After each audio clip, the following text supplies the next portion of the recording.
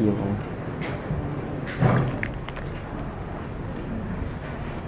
Assalamualaikum warahmatullahi wabarakatuh. Waalaikumsalam warahmatullahi wabarakatuh. Alhamdulillah wa kafa wa salamun ala ibadihi alladziina istafa.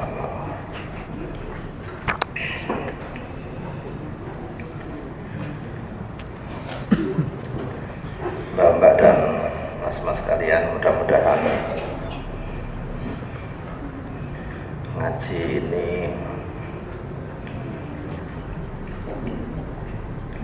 menjadi amal yang bermanfaat.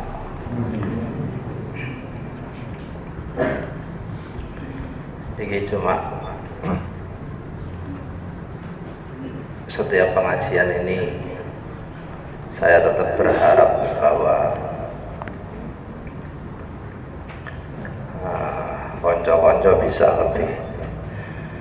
lebih aktif dan bicarane kak aku sing begini gitu, sing sudah beliau ini bareng lah, termasuk juga dalam memilih topik.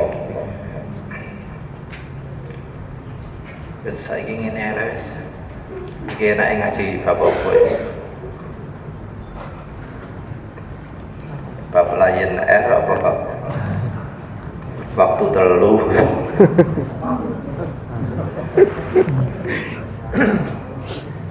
Bapak Jokowi.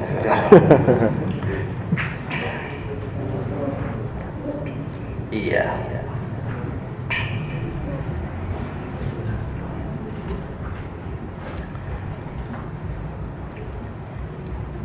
Untuk itu kami ingin membicarakan sedikit tentang kaitannya dengan ulumul Quran yang sedikit banyak punya kaitan dengan penafsiran. Bahwa di dalam studi ulumul Quran ada pandangan yang agak radikal dari segi peristilahan, tidak mau disamakan dengan ilmu tafsir. Iki sing cirine gelem ngrungokno gak apa-apa, nek gak gelem turu wae wis.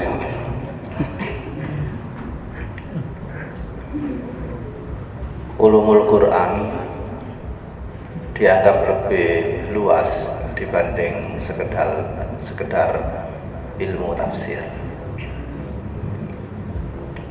Kalau kita membuat gambaran studi mengenai apa yang namanya kalamullah Al-Quran ini, bila kalamullah itu ditilik dari perspektif isi atau al-muhtawayat, maka kita menyebut at-tafsir atau explain atau al-bayan, mengelaborasi, yang kata tafsir itu di dalam Al-Quran sendiri hanya disebut sekali dalam Al-Furqan, wala ya'tunaka bimasalin illa ji'naka bil haqq wa ahsana tafsir. Persoalan menjadi apakah tafsir itu harus detail atau sekedar menjelaskan semampu manusia saja yang ukurannya lahiriah. Ada studi filologis atau studi bahasa,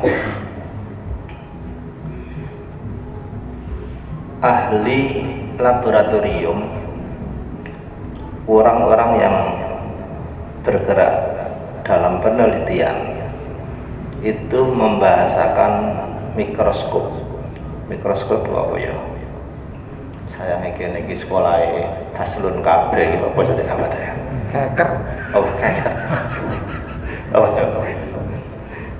pembesar ya, saya pembesar. Itu biasa disebut tafsirah. Dari Microsoft tafsirah. Soalnya barang yang dilihatnya utuh itu bisa menjadi detail. Jadi awakmu nek kepengin ngeru piye strukture upil, you know upil jadi gini. Masukkan di kocok itu di objek, ditelok nanti strukturnya menjadi detail betul. Nah, alat yang bisa memperlihatkan sesuatu secara detail itu disebut tafsir.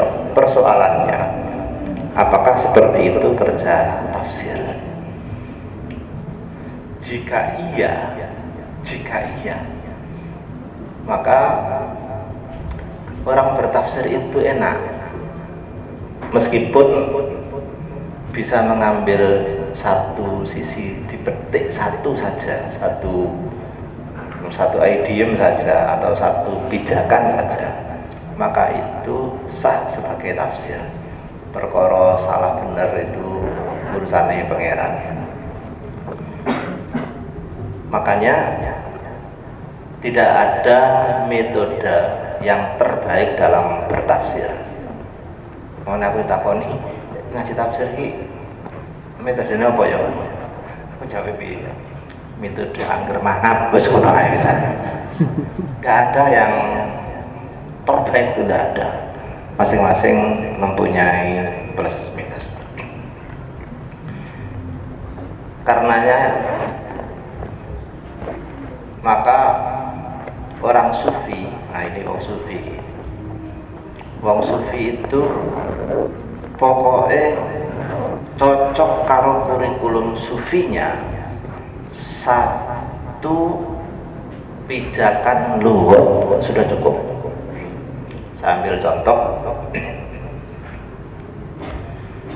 apa hubungannya ekspresi kaum sufi?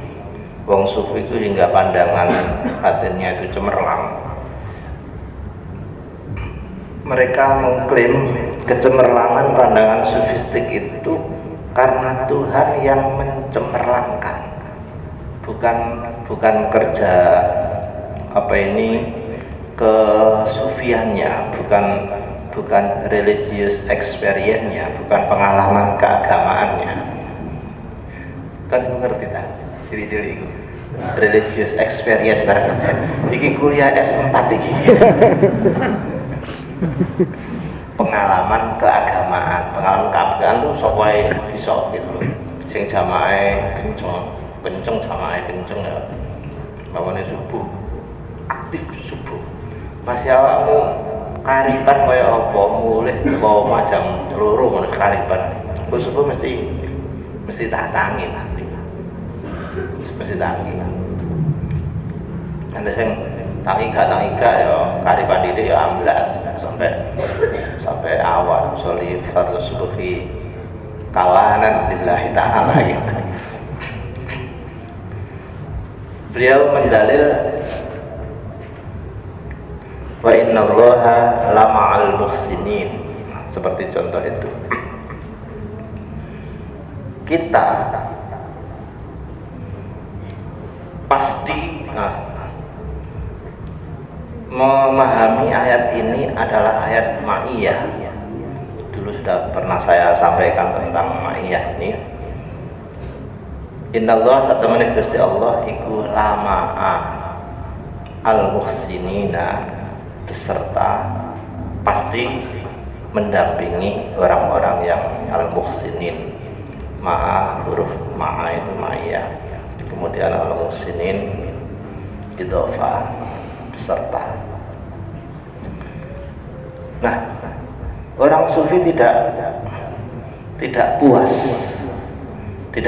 dengan sekedar didampingi Tuhan, padahal kami kemarin sudah nyampaikan orang yang beserta Tuhan itu servisnya enak, seperti kita bepergian bersama pengasuh pesantren Al-Ma'arij. dengan bepergian bersama Pak SBY itu rasanya beda kemarin itu. Walaupun numpak pesawat ya becik, melok Mas Munawar paling ya Citylink ekonomi paling yang ngono. Tapi kalau melok Pak SBY kan becik ya, minimal Garuda dan ya eksekutif lah. Layanannya ya beda, mulai teko Mas sampai teko bandara itu ya beda. Kalau begini kan melok Mas Munawar paling ya numpak dewi-dewi kan gitu. Aneh kan ada lama. Jadi orang sufi itu tidak puas kalau sekedar sikap dan dirinya itu selalu didampingi Tuhan kemana-mana, itu tidak puas.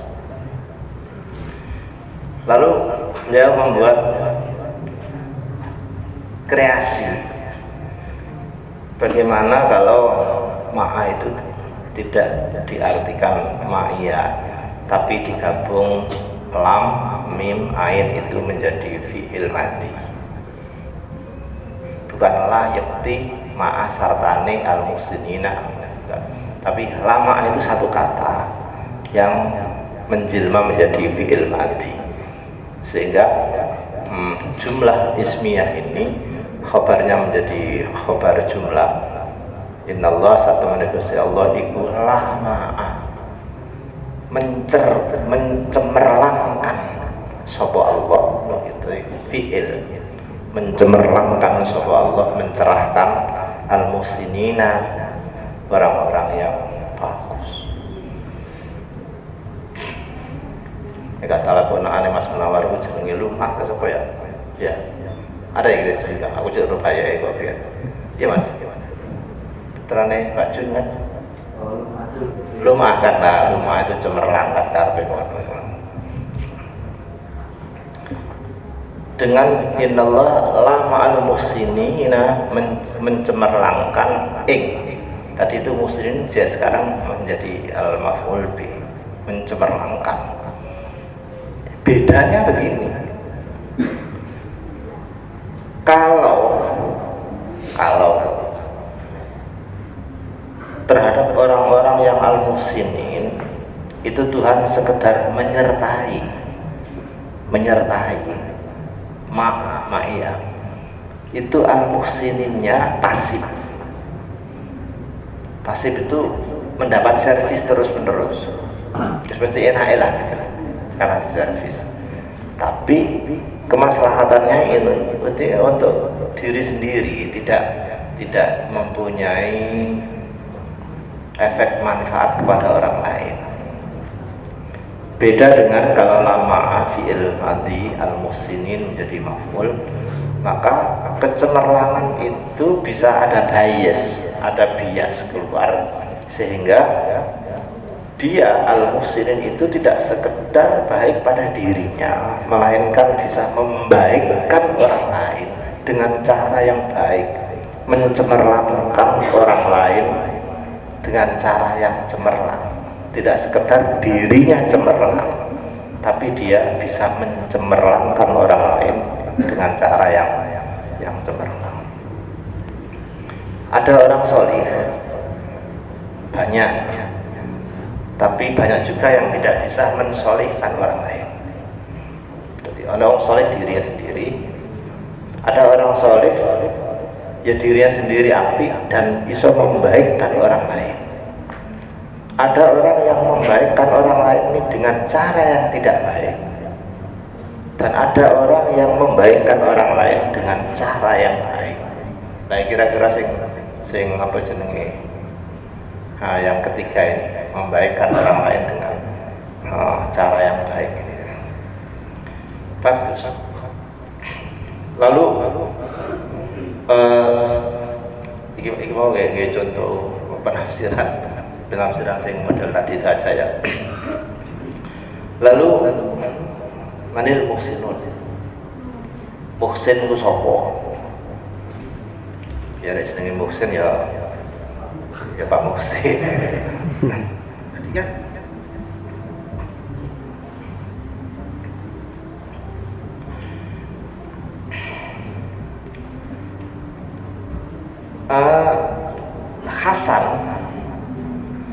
Hasan karo Muhsin itu tingkatannya tinggi Muhsin. Ahsana yuhsin ihsan. Kalau Hasanun kan hasuna yahsun. Hasan isim sifat musyabbihat untuk dirinya. Dari Hasan wong api, tapi belum tentu iso ngapino wong. Tapi Muhsin wonge iso ngapino wong. Mbok awake dhewe api gak, ya api lah iso gak iso. Nah, terus begini.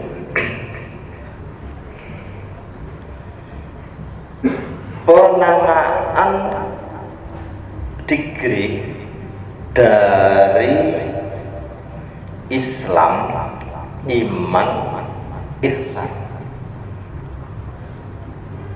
itu oleh Al-Quran dibuat satu scoring. Ada orang yang oleh Allah tidak diakui sebagai orang beriman, tapi diakui sebagai orang yang berislam, sudah Islam. Jadi jangan mengatakan amanah melainkan qulu aslamna. Alasannya apa? Walamma yadkhulul iman fi qulubikum.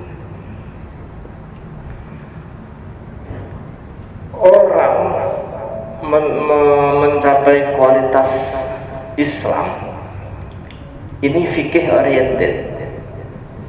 Kayak kita ini sholat, zakat. Tadi sing durung haji sepuro ya lho ya. Rukun iman, rukun Islam piro? 4 ya. Jadi sing durung haji ku cagake bangunan ngono ki 4. Jadi bangunan itu mestinya 5. Cagake termasuk teras ya ora cagake. Nek durung haji iku cagake baru 4, rukune 4. Iki bahayai nek siji-sijine jeglek, medhit bisa zakate kan. Iku iso numplek e bangunan iki. Sekarang persoalannya, apakah bangunan yang mempunyai tiang 5 dibanding tiang cagak 4 pasti lebih bagus yang tiang 5 dibanding tiang 4? Ya belum mesti. Belum mesti. Karena bangunan tersebut nilainya tidak bisa sendirian, melainkan kumulasi. Kumulasi termasuk interior. Bangunan ini sudah jadi belum? Belum. Tapi mas bangunan kan saat ini gede nih, bangunan ini gede nih, cagaknya akeh.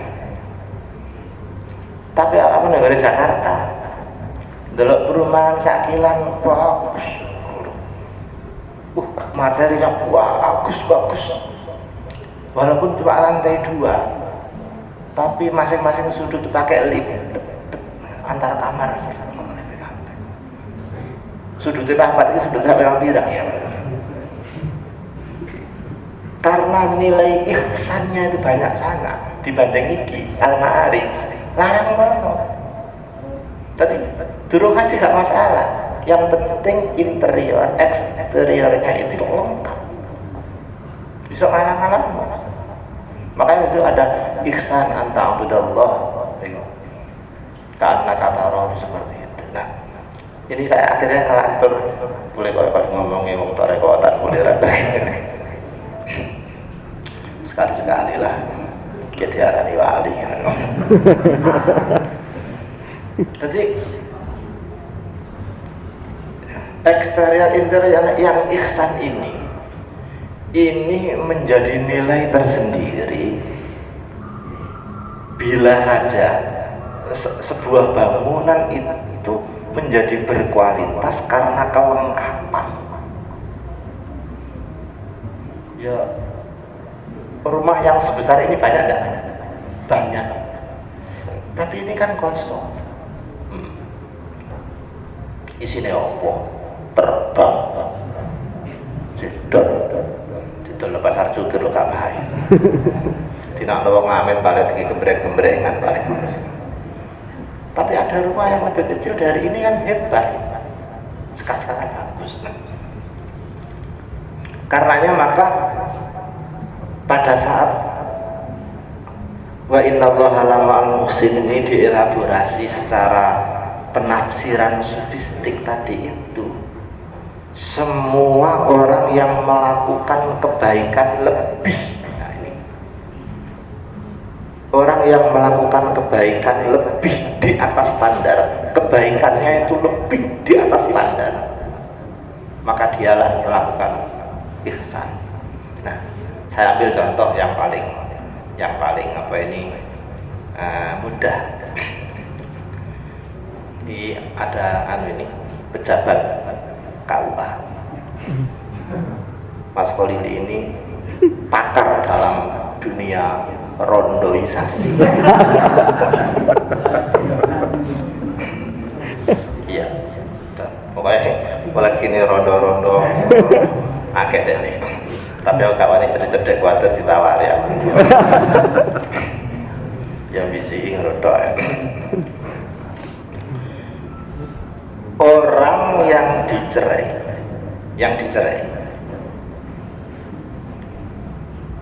itu oleh Al-Quran disikapi dengan cara ma'ruf dan dengan cara ihsan.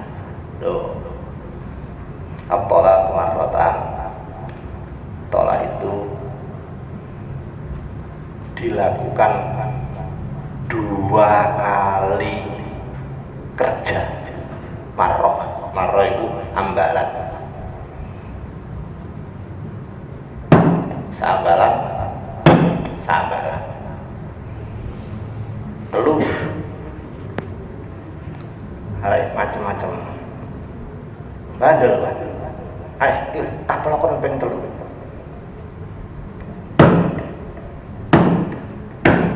itu jenenge salah sama rawat. Makanya ulama-ulama aja disalahno seperti pandangan Ibnu Taimiyah. Wong cerai 3 kali sekaligus, tak cerai 3 kali. Ya kalau dihitung telu, dihitung siji wong tolak. Lagi wong ngamplok, tak kaplok ping 1000. 3 kali. Lho masa 3 kali kan? Ya siji kan. Makanya Al-Quran tidak menggunakan tol kotani, tapi marrotani, artinya marroh ba'dal marroh. Aku setuju pandangan Fathul Qorib, sadis sekali itu. So, tak cerai 3, tadi 3. Nanti bilang ngono kan wiritannya bareng. Ilahi ya Rabb anta maulana subhanallah 33 kali.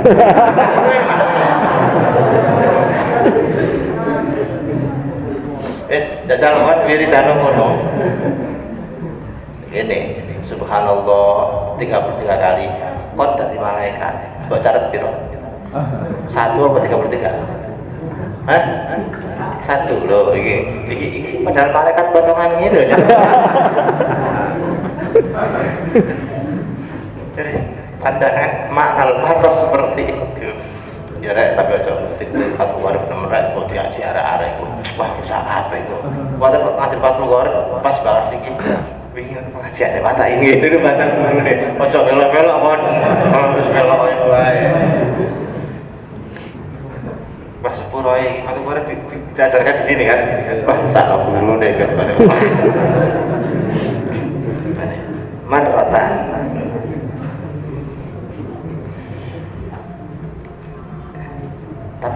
Tapi ngene Mas, awakmu nek kepengen istighosahan cepet niru pandangan Fathul Qorib bae.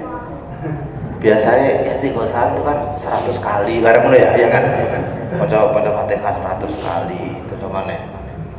Apa mana istighosah berarti? Ya hayyu ya qayyum bi rahmatika astaghfir. Ya hayyu ya qayyum. Ora wis 100 bareng kesuwen. Ya hayyu ya qayyum bi rahmatika astaghfir 100 kali. Kau ngimami istighosah ngono.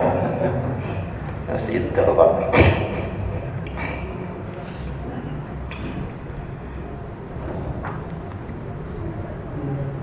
Pada saat orang yang dicerai itu, ini maksud saya cerai rajai, mau diprogram untuk dirujuk kembali, imsak, maka Al-Quran membahasakan dengan ma'ruf, fa imsakum bi ma'ruf. Tapi ketika janda yang ditolak raj'i itu tidak diprogram rujuk, lepas atau tasrih, maka antaranya menggunakan ihsan. Jadilah fa imsakum bi ma'ruf au tasrih bi ihsan. Ya awak-awakan biyen ya ngaji-ngaji ya wis biasa ae. Fa imsakun mongko dikeker apa dirujuk maneh di ma'rufin kelawan bagusan au tasrihun utawa diculaken pisahin kelawan kebagusan. Pada kebagusane kabeh. Ya bapak tak kok ora sing ngaji fikih, gak ngaji tafsir ae kok. Ma'ruf itu kebaikan attitude. Attitude itu perilaku sopan, santun, lembut, bagus, sayang. Itu ma'ruf. Kalau ihsan itu kebaikan sosial. Bukan yang dibutuhkan bukan sekedar sopan santun nih, tapi lomane lho. Ono arek sopan tapi medit, itu namanya anak ma'ruf tapi tidak ihsan. Ono arek loman tapi cangkeme kumisuan, itu namanya anak ihsan tapi tidak apa ini ma'ruf. Sampai perhatikan, orang tua itu ada yang diteken oleh Al-Quran dengan ma'ruf, aulan ma'rufah, ada yang diteken dengan ihsan. Karena umumnya orang tua yang sudah tua wis gak nyambut gawe, maka anak dalam hal ini yang dipentingkan itu sumbangannya, duitnya. Coba ambil walidaini ma'rufah, ono nggak ada, yakin nggak ada. Pada saat wa injahada wa mas tua imma ya belughana indakal kibar ahaduma au kilahuma. Orang tua yang sudah kibar tua bahasanya selalu ihsan. Kira-kira pengeran gini, nek wong tuamu wis tuwek butuh rawat sing penting duitmu iku metu ngono lho. Ihsan. Walaupun cangkemmu belakraan gak apa-apa. Teko wong tuane dibisui. Oh bisui gak apa-apa, tapi ninggalno niki mbok ngono iku luwih apik. Tiruane teko assalamualaikum. Sujud ngembung tangane mbok bolak-balik bisa sak bathuke sak sikile munggah maneh teko selakah. Meniku kate bener-bener kan. Masya Allah Bu, oleh ndonga nemen ikhra dzunubana wa liwalidayya warhamhuma kama rabbayani shaghira kama arek ku mulai kerumun tok gak ninggali blas arek gendeng masih piyayi ngono kiai gendeng kata ngaji gak melok studi tafsir saiki gitu. Bukan itu bikin wong tua loh ya. Pokoknya ihsana itu kebajikan sosial. Jadi saya kabeh lah. Nah, tapi yang dipentingkan itu. Untuk itu maka di dalam apa ini komunikasi bahasa au-tasrihum bi ihsan ini Mas Khalid namanya apa? Pesangon ya kan? Ah, pesangon. Tadi begitu wanita itu dicerai, kemudian dilepas, tidak dirujuk lagi, wajib diberi pesangon. Wajib.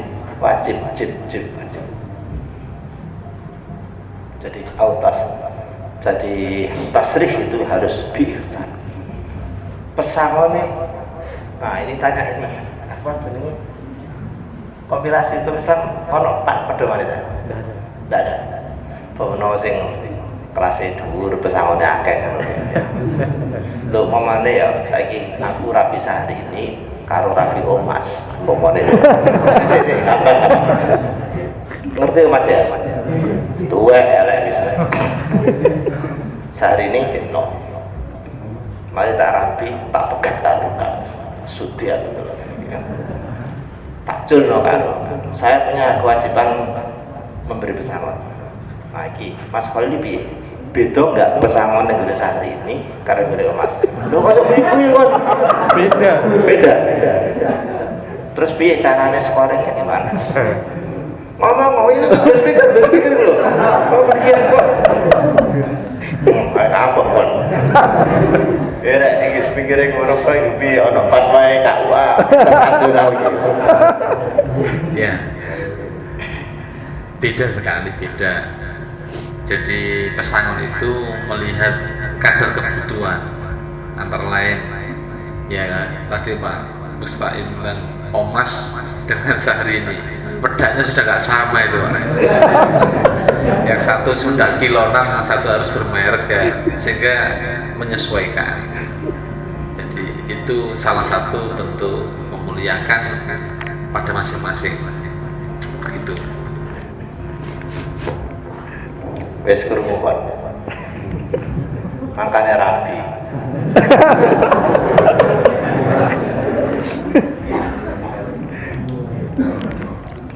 Sing ayu bisa. Tapi sing beriman. Arek itu ayu, beriman ku enteng sangat. Walaupun gak diwedani. Yo ketok ae. Welek, jeglong-jeglong bisa. Akar-akar tapi yang paling penting yaitu ayu lahir batin. Tapi sopor batine wong. Baik. Jadi itu tadi itu ya disesuaikan dengan kemampuan laki-lakinya juga dan juga mempertimbangkan apa namanya kebutuhan tadi bagus. Aku kata ngono-ngono res. Untuk itu ada peristiwa ini yang mohon maaf Rasulullah Sallallahu Alaihi Wasallam sendiri sebagai manusia tidak mampu, tapi ngomongnya gak enak, tapi tak ngomong. Ada satu peristiwa di mana Rasul harus melakukan kebaikan, tapi Rasulullah merasa tidak sanggup, kurang sanggup.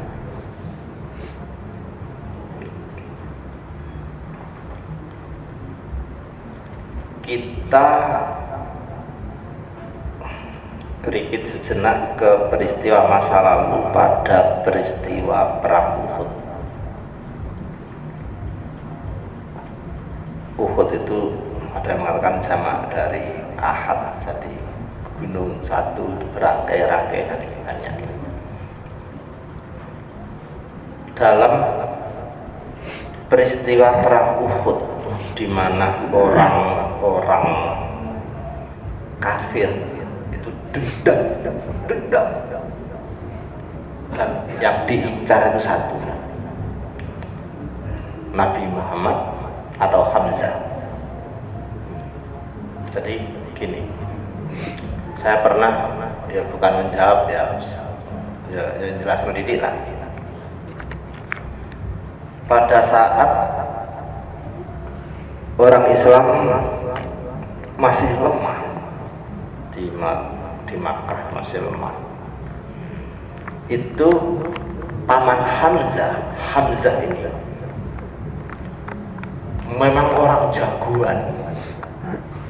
Julukannya itu apa ya? Soid ya, apa? Soidul Asad, apa, pemburu singa. Jadi Sayyidina Hamzah itu kalau memburu singa, memburu nyekel gitu, gak gelem bahasane kidang itu gak gelem. Sing diuber itu singa padang pasir dan gelem oleh bayang kon wani ya taruh izin karo macan. Sayyidina Hamzah itu menang karo macan sampai dilulangi, dia dikai pakaian. Yo wong penting kabeh. Saiki artis-artis gawe jaket apa jenenge kulit singa kan tuku. Sayyidina Hamzah enggak. Delek dhewe hasil buruan.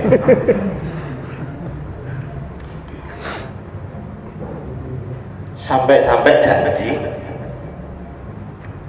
tidak satu pun ada orang yang bisa menyentuh bodi Nabi Muhammad pun aneh. Atik sampai menyentuh habis dia.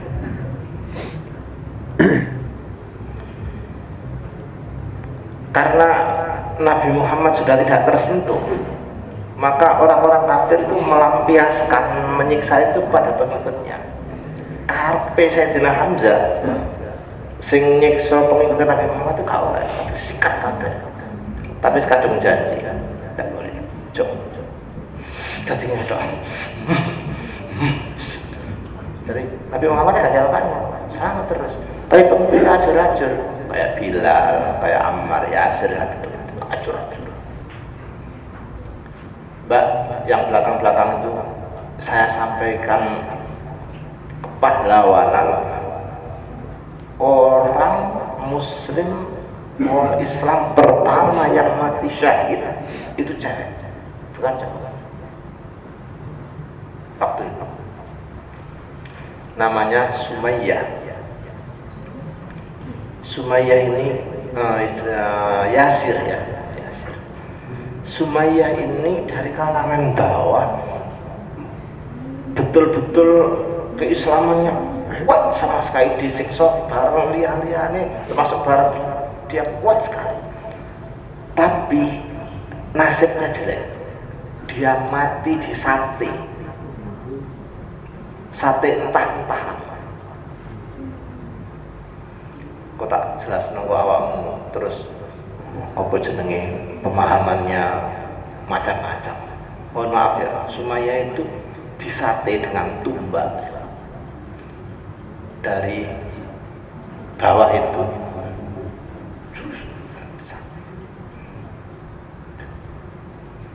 Rasulullah itu tidak bisa berbuat apa-apa, hanya sabrun ala Yasir fa inna mau'idahumul jannah wa nur. Piye rasane barang ngono dijojo tumbak iki lho. Buka. Dus. Kamu enggak mau toteng. Tembus. Maka disebut awwalu syahidatin fil Islam. Sayyidina Hamzah membela sekali apa terakhir sampai hijrah Rasul itu sahabat tidak bawa banyak barang-barang dipakai orang kafir. Nah ini saya harap mas-mas mendengarkan ini biar tidak disalahkan oleh sejarah atau non muslim, bangsa atau non muslim. Siapapun tahu bahwa sebab perang Badar adalah orang Islam di Madinah sengaja nyegat kafilahnya milik Abu Sufyan, barang dagangannya Abu Sufyan, dan yang itu dicegat, dirampas. Itu sebabnya perang Badar.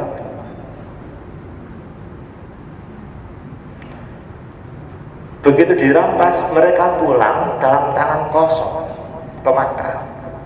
Soalnya barangnya dicegat, gampangannya dibegal. Kalau orang-orang Islam pimpinannya termasuk Hamzah itu. Ini kalau orang non-Islam mau mendramatisir cerita ini, itu loh. Orang Islam begal barang-barang dagangan, dirampok di tengah jalan. Ya pantas orang kafir nyerbu 1000 meluru kabeh Madinah. Jadilah pertempuran Badar. Itu sebabnya orang Islam itu begal, mencegat. Jawabnya, kenapa orang Islam kok mencegat itu dan mengambil barangnya? Itu dulu karena ketika hijrah orang Islam ke Madinah ini, oleh mereka tidak boleh membawa harta benda mereka. Betul-betul uang dakwah, omah, kebun, sembarang, ternak, semua itu boleh hijrah, ditinggal semua. Dan di Makkah itu dibagi-bagi kayak royokan. Terus tinggal pilih nyawa apa.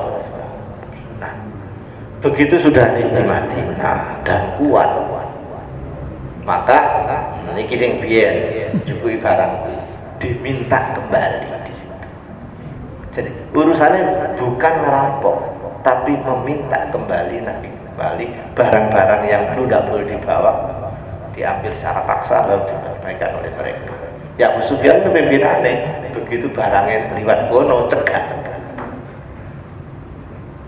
Tolong bawa kafir Kristen yang ditekek ibu ngomong saya gak genah tentang soal perang Badar. Cerita mana ini? Ya gitu orang Islam itu apa kah? Alasan inilah dijadikan alasan oleh orang-orang kafir Abu Sufyan untuk meluruk ke Madinah besar-besaran 1000. Alasan cuma 300.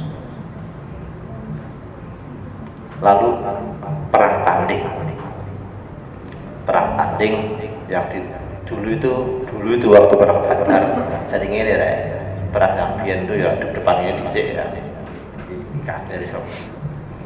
Terus jagoane sapa maju tadi.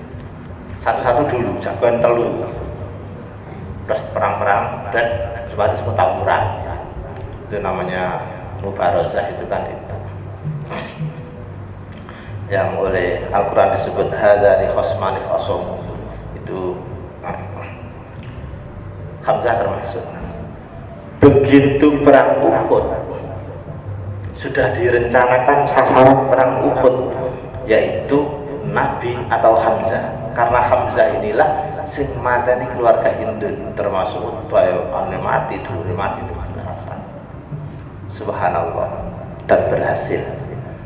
Paman Hamzah dibunuh oleh budak yang sudah dilatih. Jadi Hindun itu punya budak spesial, disuruh latihan lempar lembing panah, sampai tepat, khusus membunuh Nabi atau Hamzah.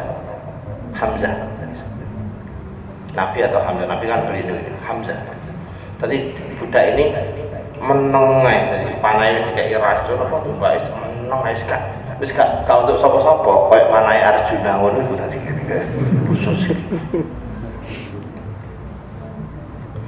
Betul, pada saat Sayyidina Hamzah itu lempar dan mati. Kan gitu. Mati, habis seret. Perang selesai. Hindun morok situ, dibedel, hatinya diambil, dikunyah-kunyah, dilepekno lagi. Ini gitu. Kalau orang Islam kejam, di sing ngawiti kejam ya orang Islam. Dan yang paling kejam pernah ngunyah jantung itu wong itu lanang gak ono. Samanton nangklane wong lanang gak ono sampai membedah ati dikenyah-kenyahin gak ono. Ya wis temen loro. Makane kono aja gawe lara atine wong wedok ora masuk. Ngono kan nekat. Hilang manuk.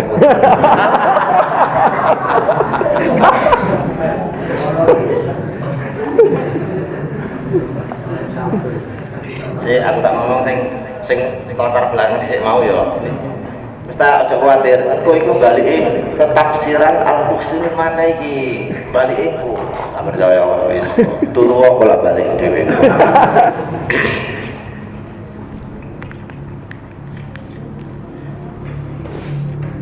Rasulullah paling merasa berat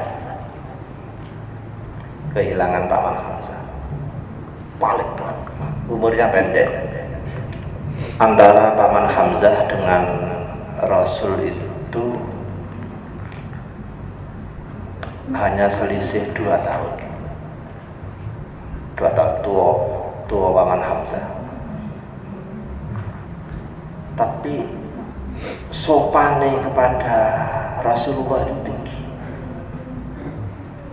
Suatu ketika pernah ditanya, awakmu kok sawangane sih? Kok hormat teman kepada Muhammad ku? Tuhan disikon itu karo ponakmu. Maksudnya kan dari segi nasab, keluarga, Rasulullah itu manggil paman. Dari segi umur, tua Hamzah 2 tahun. Tapi Hamzah jawabnya gak terus, oh tua aku.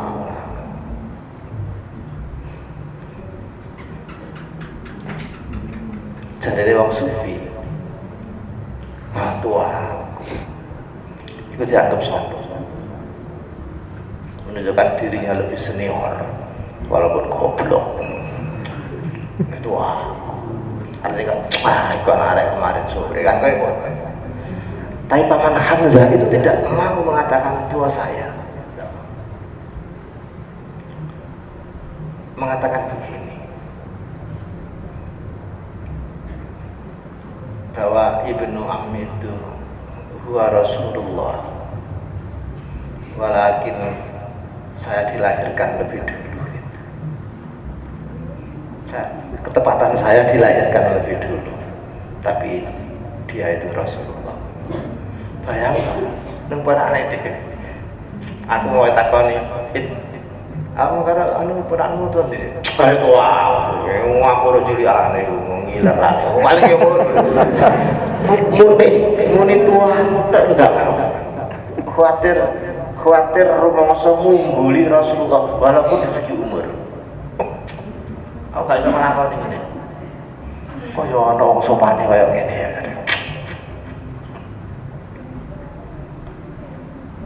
Udah dicari mayitnya Paman Hamzah itu sudah ada sudah. Rasulullah sangat sedih, kecewa, akhirnya emosi. Di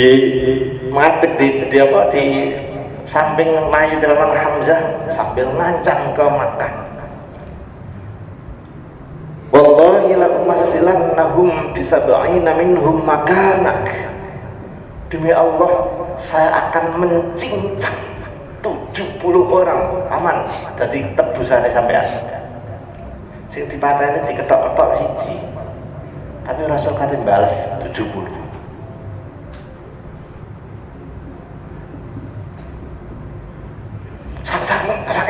Saking wajah ya mangkal. Baru kali ini jadi peristiwa mutilasi di dunia pertama itu ya ini. Makanya bahasanya la umassilanna minhum, bisa beina minhum makanan itu udah diganti. dimutilasi siji aku balas 70.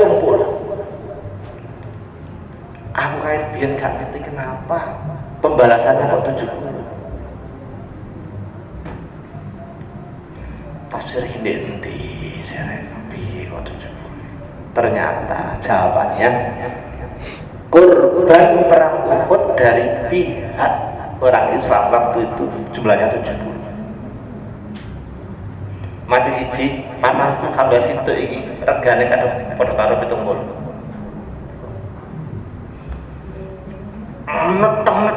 Neteng seperti itu wis mbok kelangan sifat nabine mbok gak nangkel wis dendam.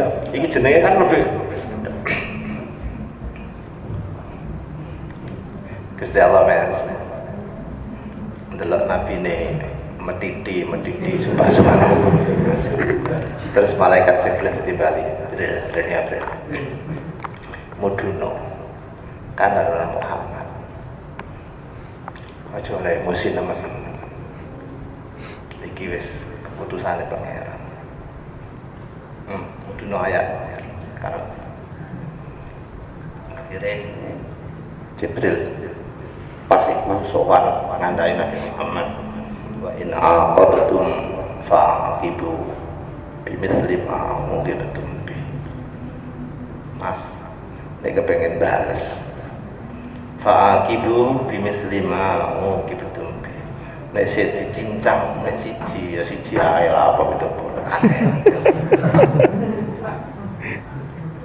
Tapi wala in sabartum nek awakmu sabar nerima keputusane pangeran la khairul lisabirin. Keputusan akhir Nabi Muhammad tidak jadi balas dendam. Nah, keputusannya harus akhir. Jadi Rasul sebagai manusia itu boleh salah pertama, tapi yang penting itu endingnya sudah dikoreksi oleh Tuhan. Maka hasil koreksian inilah tasdik. Tidak boleh feedback kamu. Ini para insyaallah itu kan nggak terjadi. Sejarah menjadi penafsir. Dan yang paling bagus mufasir itu yang ngerti sejarah. Tapi ndeleke ndi mau. Wes, aku janji loh ya, muhsinun ya. Akhirnya ayat kan innallaha ma'al ladzina taqaw wal ladzina hum muhsinun. Entek terus bismillahirrahmanirrahim subhanalladzi asra.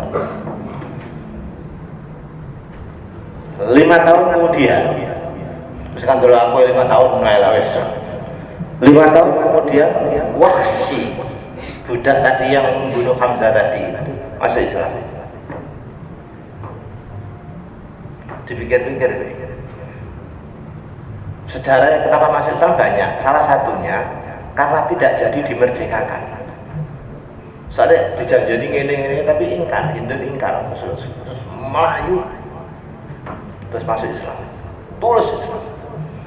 Oh, waktu masuk Islam mau menjumpai Rasulullah di Madinah, ini prosesnya lama wis.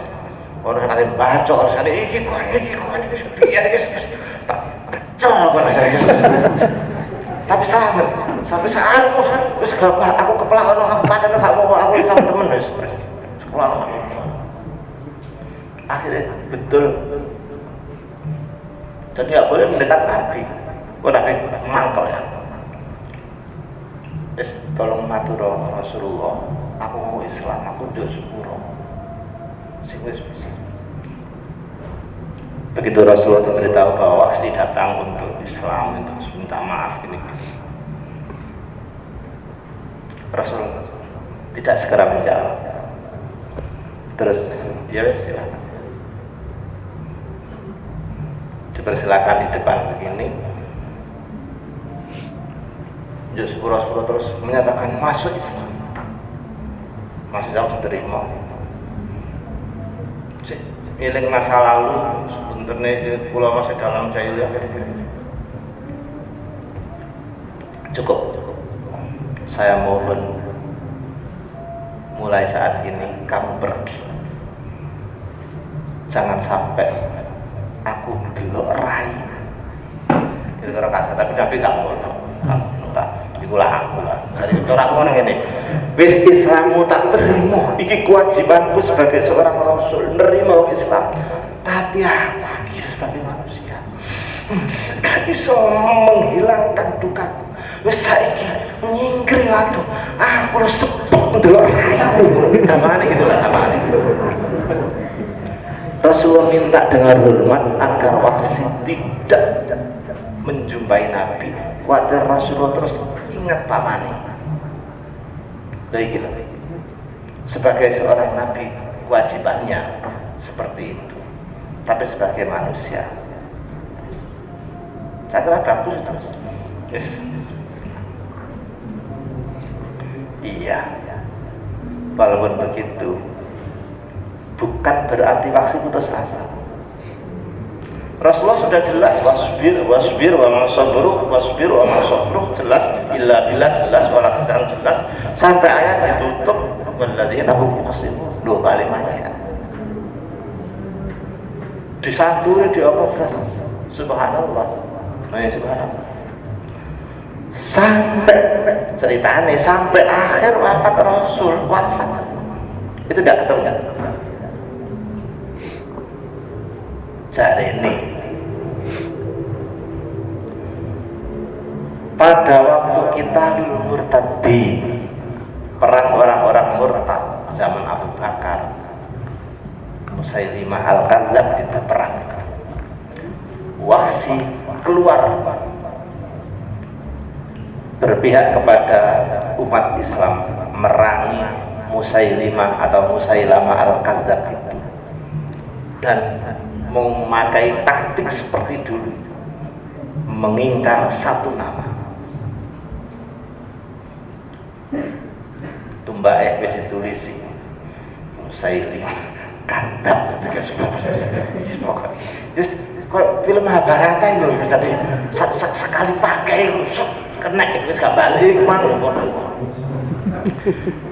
Perang dan betul yang diincar cuma satu, dan betul dikabulkan. Musailimah Al-Kadzdzab terbunuh di tangan Wahsy. Begitu terbunuh, Wahsy bengok. Dulu dengan tumbak ini saya membunuh orang yang terbaik, paman Rasulullah. Sekarang dengan tumbak yang sama saya membunuh orang yang terburuk, si bangsa Musailimah ini. Ya Allah, pun impas Gusti sampai impas. Pangeran dijabat minta sekali satu-satu. Wis rek buyar sakarepmu kon bertanya sakarepmu buyar sakarepmu wis. Jadi ini tadi itu saya bicara tafsir sufistik.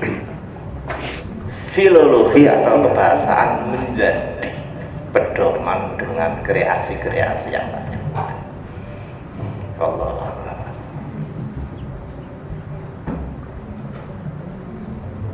Ada tanya. Saya tanya. Tidak Assalamualaikum warahmatullahi wabarakatuh.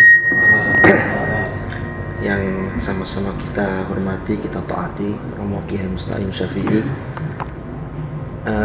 Ini badai tanya, tapi di luar tema yang dibahas tadi terkait dengan ini Kiai, perubahan dhamir dalam doa yang itu diambil dari ayat-ayat Al-Quran.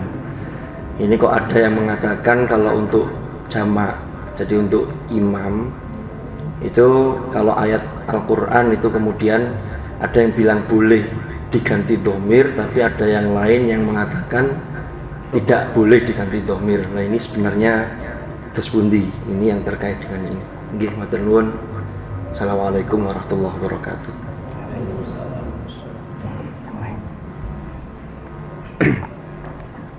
Iya. Kira-kira contohnya Rabbana Atina ya. anu nggih Rabbana ufil lana wali walidina warhamhum kama rabbuna. Nek Rabbana Atina iku kan wong akeh. Nek ndonga dhewe masa diganti Rabbi Atini kan sama iku. Rabbana atina fid dunya hasanah Rabbi atini fid dunya wa fil akhirati hasanah wa qina adzabannar. Itu lebih singkat timbangannya mengulang kata hasanah 2 kali. Itu tidak efektif, tidak efisien.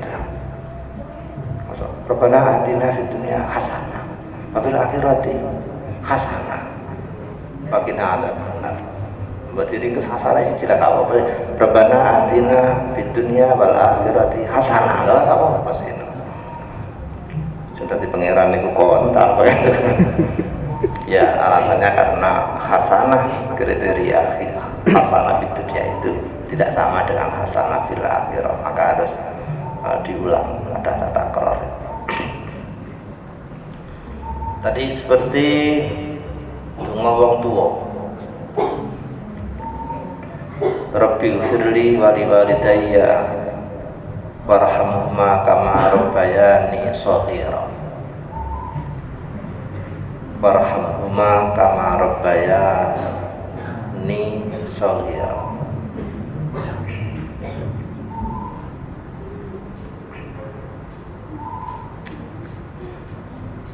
Kalau niat iktibas itu mengaslikan Al-Quran, redaksi Al-Quran untuk tujuan serupa, tetapi yang dimaksud bukan Al-Quran tapi iktibas.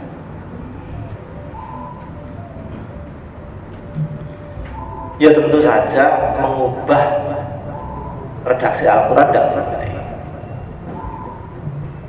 Jadi murni doa menggunakan lafaz Al-Quran murni, menggunakan lafaz Al-Quran murni tidak boleh. Bedanya gini, donga yang menggunakan lafaz Al-Quran murni persis nggak boleh diubah. Itu ganjarannya lho. Siji donga, siji baca Al-Quran per huruf masih dikasih jatah berapa? 10. Itu bedanya. Tapi kalau iktibasnya nyontoh, sekedar nyontoh redaksi Al-Quran tapi bukan untuk Al-Quran, ya terserah diubah, disesuaikan. Penyesuaiannya untuk tinjauan lughat itu ada 2. Pertama mufrad dan ghairu mufrad. Ghairu mufrad itu ada 2. Boleh dijadikan satu jamak saja walaupun itu mengandung tasniyah atau disesuaikan dengan tasniyah. Sekarang saya tanya, kira ngaji nahwu ya? Ya. Saya tanya, isim tasniyah, isim musanna itu jenis isim mufrad apa jamak? Tak apa dia ngaji apa? Jurumiyah. Ada isimnya ya? Ada isimnya kan? Isim tasniyah itu termasuk jamak apa mufrad? Lo kok menang sih? Tolak kok bedas ketolo. Nah sudah. Bahasa Arab memang unik. Bahasa Arab itu punya namanya peraturan isim tasniyah 2. Ngaji nahwu dia. Sedikit ngaji nahwu. Cek sawangannya aku rada iso nahwu gitu loh. Tasniyah itu bukan mufrad dan bukan jamak, tapi edisi khusus. Ya mesti ditambah ya gak kena, dikurangi gak kena. Nek ditambah jadi jamak, nek dikurangi jadi apa iki? Mufrad ya mesti Yang dimaksud edisi khusus, nahwu memperlakukan isim tasniyah ini mutlak menurut i'rab dirinya sendiri. Lafaz apapun walaupun lafaz itu aslinya mabni tidak kesentuh oleh i'rab sama sekali, sakar. Tapi begitu masuk ke ranah isim tasniyah maka wajib mengikuti hukumnya isim tasniyah. Percaya? Alladzi mabni apa murab? Mabni kan? Alladzi. Begitu masuk isim tasniyah harus murab. Alladzani, alladzaini. Ya kan? Harus mana? Hada. Itu hada fi hada wa hada fi hada kafe inna hada kafe. Wis mabni sakar. Begitu masuk ranah nggone isim tasniyah harus mengikuti aturan tasniyah murab. Hadani hadaini kaisa dene kok kon lepas dari tasniyah balik mabni mana sakarmu. Alladzi mufrad mabni sukun ya, masuk tasniyah mufrad. Iya karo alif nek rafa nasab jar ngaki ya. Begitu lo saka tasniyah jamak alladzina jamak maneh sakarmu mabni nakal spesial. Bisa lumayan kan timbang kon durung mesti oleh keterangan ngene terus sekolah kan.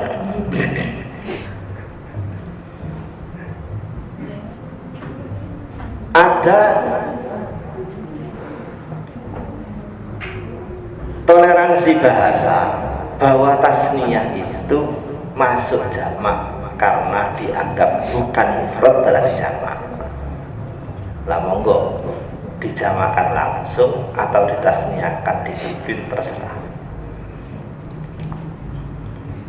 Rabbi firli wali walidayya warhamhuma kama rabbayani shaghira. Shaghira kan hal dari diri. Dijamakno Rabbana ighfir lana wali walidina. Dijamakno kabeh. Warhamhum kama rabbana shighara. Sama bagus. Wis gak mikir mentasniyah. Atau diaslikan tasniyahnya wong tuwa Rabbana ighfir lana wali walidayna. Tadi wong tua loro mek kabeh. Tadi wong siji duwe loro-loro. Padha-padha iki. Wali walidina berarti mbokmu, mbokku dijumlah pakmu dadi siji jamak. Nek wali walidaina mbokku, pakku. Oh, pakku tadi padha ayah kira. Karena tasniyah. Rabbana ighfir lana wali walidaina warhamhuma, ya kan? Kama rabbayana shighara. Sakar sampean. Tapi ini hanya iktibas doa, bukan baca Al-Qur'an. Nek sampean ndonga tapi redaksinya diambil dari Al-Qur'an. Cek jamaah cek gak Rabbi firli wali walidayya warhamhuma kama rabbayani shaghira. Ya tetep sret kabeh terwakili kabeh. Yang kayak SMS wong sak pirang-pirang ser masuk kabeh ngono siji padha.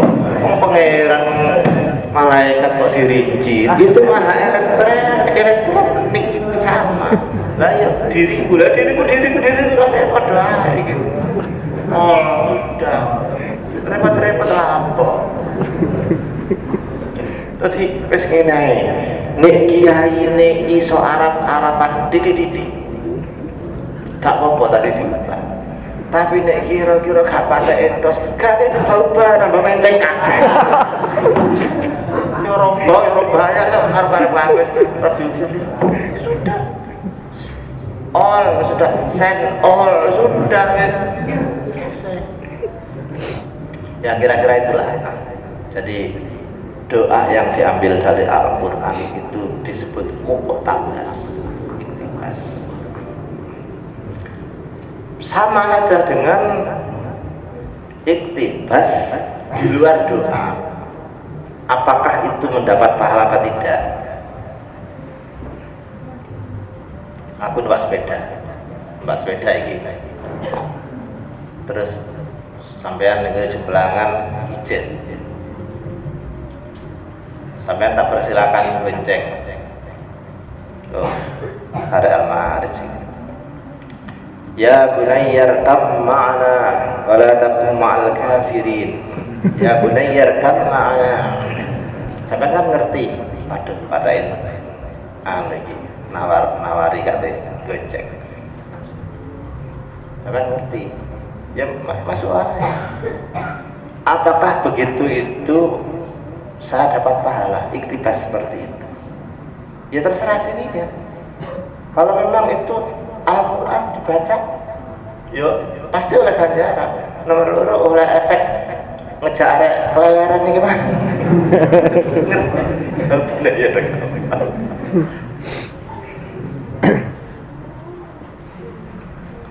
Ya ya, saya kira itulah. Ada lagi pertanyaan? Ya, ada. Tinggi. Assalamualaikum warahmatullahi wabarakatuh. Assalamualaikum warahmatullahi Terima wabarakatuh. kasih atas waktunya. Yang saya tanyakan berkaitan dengan saya sering mendapat pertanyaan seperti ini. Bagaimana cara mengaktualkan ayat-ayat Al-Quran, atau kebetulan kan sepele sebenarnya. Jadi saya biasa ngisi privatan TPG bagi orang-orang tua. Terus ketika diisi ngaji itu kayaknya membosankan, memberanikan diri mencoba mengamalkan, memahami satu ayat itu pahalanya lebih mulia dari ibadah berapa kali rakaat itu. Pernah dengar awal misalnya. Begitu hanya membaca terjemahan saja dan beberapa tafsir yang sebatas kemampuan kami sering membedakan pertanyaan bagaimana cara mengamalkan ayat-ayat seperti itu. Contoh kemarin sampai ayat-ayat kiblat. Ketika sampai ayat kiblat itu ada 3 tahap. Gini gimana bisa caranya mengamalkan bagi kita? Apakah ada batas-batasan dalam memahami ayat Al-Quran itu untuk bisa diterima orang awam bagi kita terutama itu? Terus terang memang kami dulu di pesantrennya nggak begitu mahir dalam hal nafsul atau tafsir. Lebih-lebih tadi menyebut mestinya harus ahli sejarah seorang tafsir itu. Maka ada alat-alat teknis khusus untuk bisa menjawab setiap pertanyaan yang bersifat cara mengamalkan suatu ayat dalam kehidupan sekarang. Terima kasih. Assalamualaikum warahmatullahi wabarakatuh.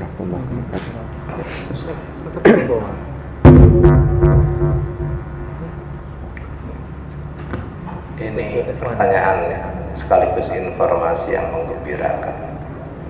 Aku ae durung mesti iso nerangno ayat kiblat sampai 3 kali pertemuan durung mesti iso. Tapi sampean wis iso. Kok ayate ya iku tok, kok denaro tak perlu bawa iki tok. Tapi sampean iso nerangno sampai 3 kali pertemuan. Ada 1 kali pertemuan tuh sehari semalam bisa. Bagus. Barakallahu fiik. Begini, saya menyimak betul pertanyaan sampean. Ujungnya tadi itu pengamalan. pengamalan karena ada aplikasi dari ayat. Al-Quran ini tidak seluruhnya pesannya itu pasti bisa diamalkan, nggak bisa. Ada berita-berita banyak seperti tadi ayat kiblat tadi itu, mulai saya kulus sufaha seterusnya itu, kalau sampai diwali-wali kan sampai wamin haitsu kharajta itu sampai habis itu. Sing diamal sampai siji sembahyang ada kiblat tok gitu tok. Tapi kajiannya ada historis, ada apa namanya trik, ada apa namanya penyikapan dan lain-lain. Jadi bila yang ditanyakan tadi itu aktualisasi dari sebuah amaliyah, maka pasti terbatas. Walaupun terbatas, yang dibutuhkan itu istiqomahnya. Nah, kalau kita bicara contohnya ayat yang paling gampang diamalkan itu kan yang terkait dengan ibadah kita, sholat, zakat, sedekah gitu. Terus kalau ayat tolak iddah sakmono akeh piye carane ngamalno gitu.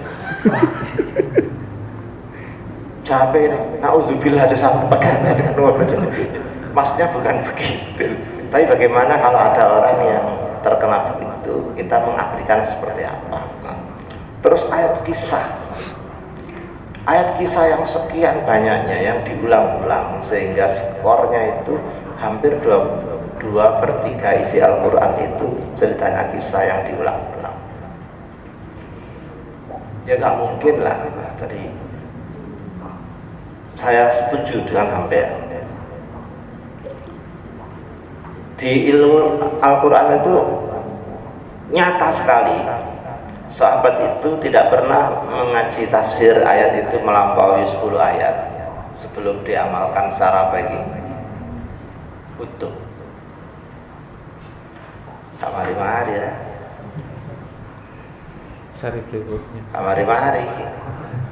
Alif lam mim dzalikal kitab sampai 10 ayat kemudian. Waduh. Iki wa mimma razaqnahum yunfikun ni kamari-mari. Ya artinya keseriusan mengimbangi antara ilmu dengan amal ini nyata gitu. Maksudnya itu walam yatajawaz asyarat barang itu tidak melampaui. Itu karena para sahabat dulu itu orang-orangnya lebih pada amalia, bukan ilmiah. Bukan. Malahan sahabat yang melek huruf itu bisa dihitung dengan jari kok. Tapi seluruhnya bagus-bagus. Sahabat itu seburoe. Sing pinter karo sing gak pinter, akeh sing gak pinter. Perkara pinter. Malah hampir semuanya nggak lulus S1. Kuliah di yang kita huruf ya. Tapi semuanya itu bagus. Makanya semua sahabat, pokoknya sahabat apik, wahum udul, bisa dipercaya. Padahal nggak pinter. Kamu tahu sahabat Bilal ya? Sing dikenal apa sih Bilal itu? Oh, atase ireng budak. Ya goblok barang. Gak tahu maca Quran apik ra iso. Lho temenan iki. Dudu aku anu sahabat. Tapi aja didelok ilmune. Pinter maca Quran bilang, ojo. Kemarin saya akan cerita, lisan Afrika itu menceng, Syekh gitu. Hal atika haditsul ghasyiyah ujung mencet. Tapi kalau nggak musabaqah internasional tahu kan? Nah, jajar macet apa? Sing apik ya. Kak ana ceritane. Bilal itu terus jadi melok-melok kira asap, enggak sama dengan Ibnu Mas'ud, enggak. Tapi Bilal sebelum wafat sudah diberitahu oleh Rasulullah bahwa dia sudah didaftar sebagai penghuni surga.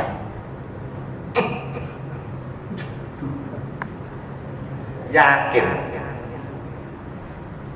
Terus takokno sapa-sapa yakin cek pinter aku sampun timbangane Bilal. Yakin ya. Yakin. Ayo gak percaya, tak kena rene ayo jajal ayo. Masih ya Kak. Adu tafsir badminton wani aku. Iya tapi bukan itu skoreng manusia, bukan ilmunya itu, bukan. Nah tadi itu Bilal itu amalnya si jindil zaman Nabi itu azan, mari azan sembahyang sunat titik gak batal. Itu amal. Kau tahu kalau kajian tafsir aktual kayak ini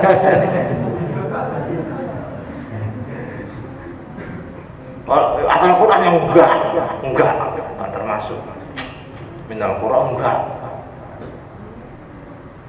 Kayak ada nih ku suaranya tok sing banter, hurufnya menceng kabeh. Enggak percaya kan aku bisa tahu cerita siapa. Ya sama betul. Adzan suarane menyentuh. Mari ngono ya wis. Batal. Langsung wudu. Mari wudu sembahyang. Sembahyang wis pokok sembahyang. Wudu sembahyang. Mutlak lah, nafilah talak. Batal wudu sembahyang. Batal wudu sembahyang. Batal wudu sembahyang. Wis ngono.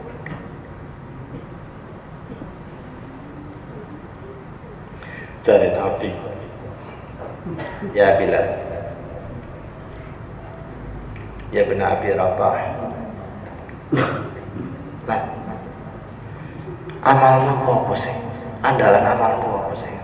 Kan menurut aku cari Bilal tolak apa ya gantu Nabi tanya kok ngoten sih Nabi mesti sampean sing anu enggak. Saya lo mendengar suara kakimu itu di surga. Suara sandalannya loh. Wong sandalan itu kan iramanya siji-siji. Iya kan? Srek-srek gitu loh. Arek wedok iki srek. Mesti ida gitu.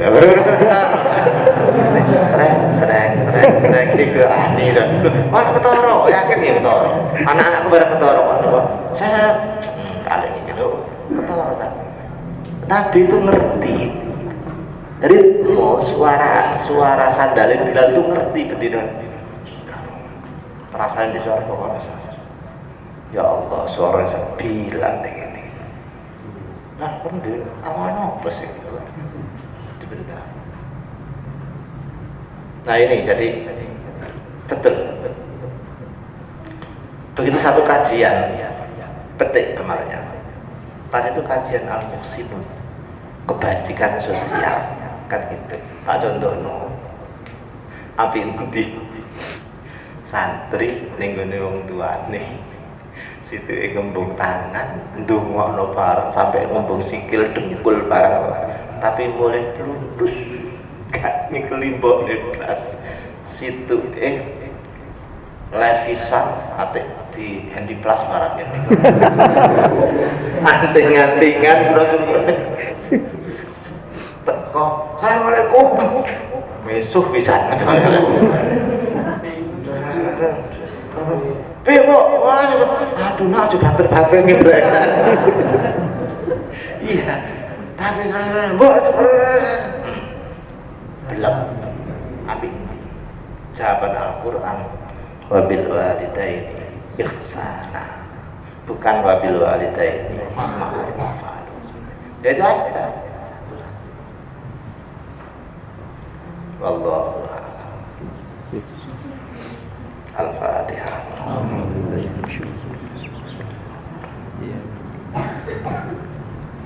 ya